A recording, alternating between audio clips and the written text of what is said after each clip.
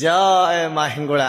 ଆମର ଅନୁଗୁଳ ତାଳଚେର ଗୋପାଳ ପ୍ରସାଦ ଜଗତ ଜନନୀ ମା ହିଙ୍ଗୁଳାଙ୍କ 9 ଦିନର ଯାତ୍ରା ଆଜି ସମ୍ପୂର୍ଣ୍ଣ ହେବାକୁ ଯାଉଛି। ଆଜି 8 ଏପ୍ରିଲ 2026 ବୁଧବାର।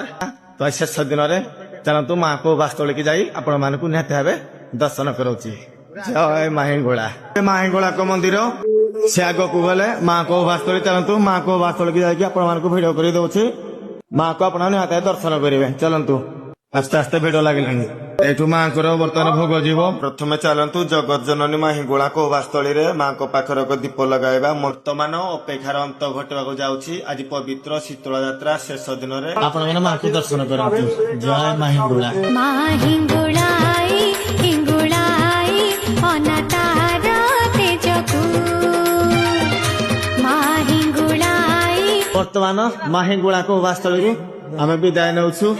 ପୁଣି ବଞ୍ଚିଥିଲେ ବର୍ଷେ ମା ହିଙ୍ଗୁଳାଙ୍କ କୋବାସ୍ଥଳୀକି ଆମେ ଆସିପାରିବୁ। ଜୟ ମା ହିଙ୍ଗୁଳା। ନିଆଁ ଜଳେ